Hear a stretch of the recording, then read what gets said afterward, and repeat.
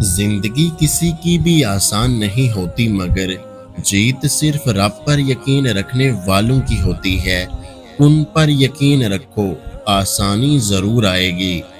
جسے کھو دیا تم نے وہ رب کی رضا تھی، جو اب تمہارا ہوگا وہ تمہارے صبر کا صلہ ہوگا۔ تمہارا یقین ہے نا اللہ پر کہ وہ تمہاری سنے گا، دیکھنا وہ تمہارا یقین ٹوٹنے سے پہلے ہی تمہاری دعاؤں پر کن فرما دے گا۔ جب تم ناممکن حالات میں بھی اللہ کا در نہیں چھوڑتے، تب وہ تمہیں اپنے معجزات سے نوازتا ہے۔ جس طرح جینے کے لیے کھانا ضروری ہے، اسی طرح آخرت کے لیے نماز ضروری ہے۔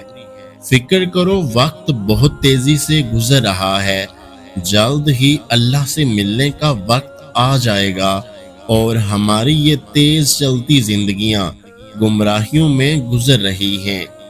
زندگی اندازوں یا وہموں پر نہیں، اللہ پر یقین کرتے ہوئے گزاریں، یقیناً آسان لگے گی۔ جب دل تکلیف میں ہو تو سکون کے لیے سب سے بہترین جگہ سجدہ ہے۔ زندگی اللہ کی نافرمانی میں مصروف کر کے نہ جانے کس سکون کی تلاش میں ہیں لوگ۔ اللہ کے ایک کن کے سامنے بیکار ہیں دنیا کی ساری رکاوٹیں۔ تہجد کی نیت کر کے سویا کریں، کیونکہ اللہ رب العزت نیت پر بھی اجر عطا فرماتے ہیں۔ دعائیں رد نہیں ہوتی، محفوظ کر لی جاتی ہیں۔ جو آپ مانگ رہے ہو وہ نہ ملے تب بھی آپ کے ہاتھ خالی نہیں لوٹائے جاتے۔ اللہ ہمیشہ بڑھ کر عطا کرتا ہے۔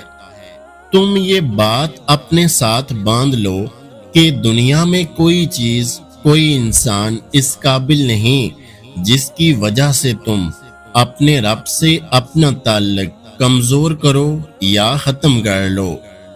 تہجد کی دعا آپ کے صبر کو شکر میں بدل دے گی۔ پانچوں نمازوں کے ساتھ تہجد بھی پڑھا کریں۔ جو تمہارا نصیب نہیں ہوتا، اس سے تمہارے دل کو بیزار کر دیا جاتا ہے، خالی کر دیا جاتا ہے، اور یہ اللہ کا اپنے بندوں پر بہت بڑا احسان ہے۔ اور کیا پتہ تمہیں وہی مل جائے جو تم مانگ رہے ہو، صرف اس لیے کہ تم نے صبر کیا اور مانگنا نہیں چھوڑا۔ جو خود کو حرام تعلقات سے بچاتے ہیں تو اللہ انہیں پاکیزہ اور بہترین ہم سفر سے نوازتے ہیں۔ رسول اللہ صلی اللہ علیہ وآلہ وسلم نے فرمایا، ایمان والوں میں سب سے کامل ایمان والا وہ شخص ہے جس کے اخلاق سب سے اچھے ہوں، اور تم میں سب سے اچھے لوگ وہ ہیں جو اپنی بیویوں کے حق میں اخلاق کے اعتبار سے سب سے اچھے ہوں۔ اللہ نے تمہاری منزل تمہاری سوچ سے بھی زیادہ حسین رکھی ہے، بس اللہ پر یقین رکھو، وہ تمہیں تھام لے گا۔ جس دن عورت کو یہ بات سمجھ آئے گی کہ مرد کو ٹائم پاس کے لیے کھلے بالوں والی عورت اور زندگی گزارنے کے لیے چادر والی عورت پسند ہے، تو یہ معاشرہ خود بخود ٹھیک ہو جائے گا۔ واللہ، نماز گمراہ روح، الجھے ہوئے ذہن اور ٹوٹے دل کا علاج ہے۔ قرآن میں جو معجزوں کی مثالیں ہیں وہ مالک سے رابطوں کے بعد ہیں، وہ دعاؤں کے بعد ہیں، یقین کے بعد ہیں، صبر کے بعد ہیں۔ ہم وہ غمگین مسلمان ہیں جن کے پاس ہر غم ہے سوائے غم آخرت کے۔ ہم وہ خوف زدہ مسلمان ہیں جنہیں ہر خوف ہے سوائے خوف خدا کے۔ اگر تمہیں کسی سے سچ میں محبت ہے تو تم اس کی آخرت کی فکر کرو۔ نکاح سے پہلے تمہارا اس سے تعلق رکھنا حرام ہے۔ وہ سن لیتا ہے بہت دھیان سے، بہت پیار سے، وہ بچا لیتا ہے ٹوٹنے سے پہلے۔